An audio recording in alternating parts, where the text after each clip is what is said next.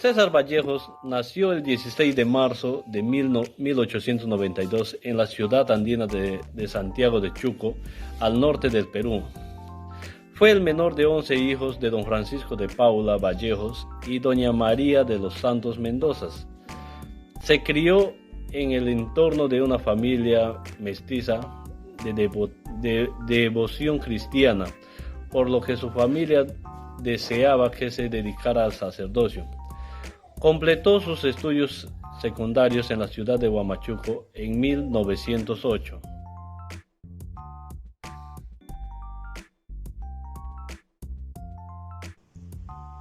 Debido a los sucesos ocurridos durante el año 1820, entre los cuales podemos encontrar saqueos e incendios, se acusó de manera injusta al poeta de iniciar un incendio. Debido a la gran cantidad de personas que afirmaban este hecho, se condenó injustamente al poeta a 112 días de prisión preventiva en la cárcel de la ciudad de Trujillo. No, el poeta no perdería tiempo, pues aquí haría el labor de educar a ciertos reclusos en lo que es la literatura, para ayudarlos a reintegrarse en la sociedad.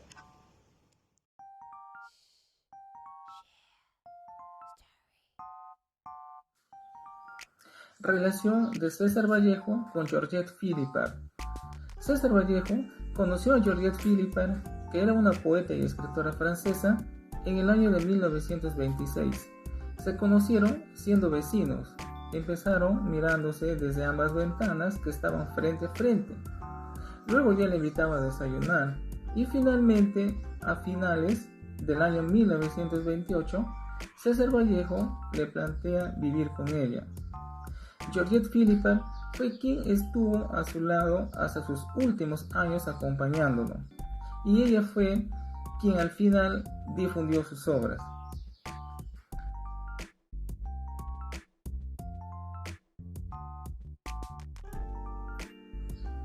Estancia de César Vallejo en el Viejo Continente. César Vallejo salió del Perú después de estar injustamente en prisión por 112 días. Llegó a París un 13 de julio del año 1923 y desde entonces no retornó al Perú. En Europa empezó a hacer amistad y tener comunicación con otros escritores famosos como Pablo Neruda, con escritores peruanos como Antenor Orrego y Alberto Sánchez. En su estancia en el Viejo Continente, César Vallejo siempre estuvo pendiente de su familia en el Perú y tenía el deseo de regresar a su país. En el año 1938, desde Europa, tenía proyectos conjuntamente con otros personajes peruanos que estaban en contra de la dictadura del gobierno de Óscar Benavides. César Vallejo fallece en París en abril del año 1938.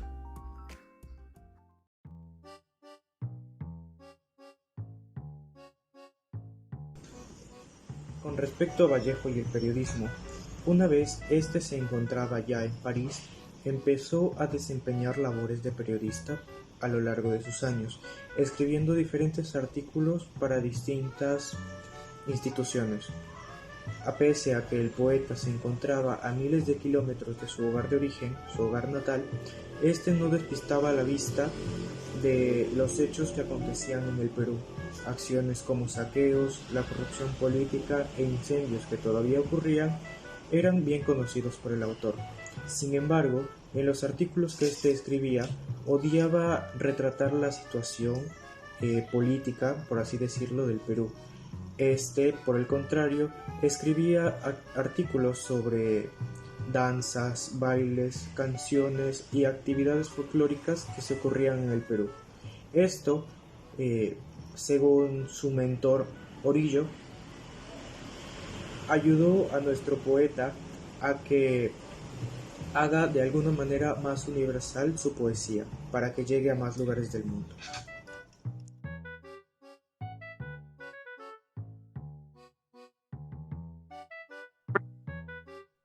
Ahora hablaremos de las obras de Vallejo.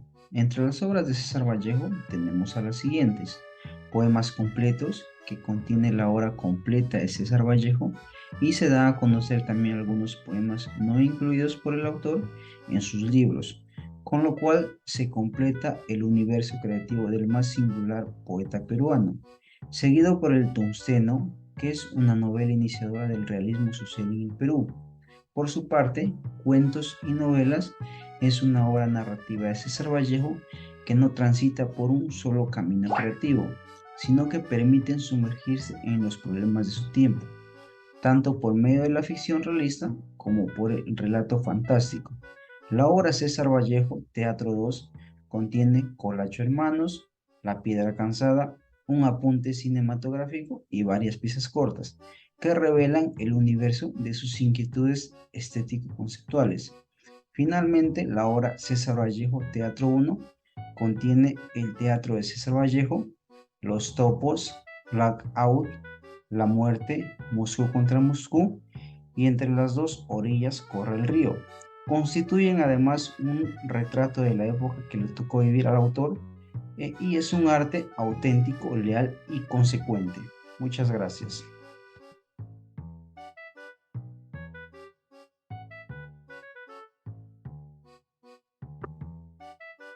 Ahora hablaremos de las fuentes de inspiración de la obra Colacho Hermanos.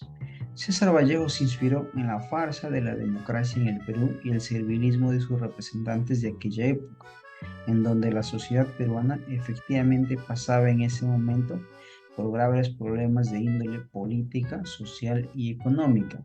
Conjuntamente con ello, la crisis política de 1930 había traído abajo el gobierno del presidente Augusto B. Leguía, y en un lapso muy corto se habían sucedido en el Perú varios gobernantes.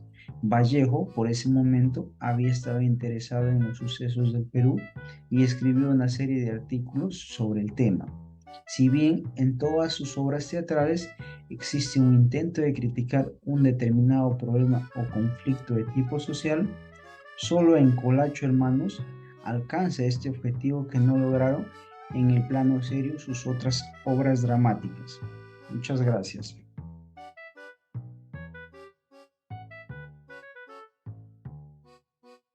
Argumento de la obra Colacho Hermanos.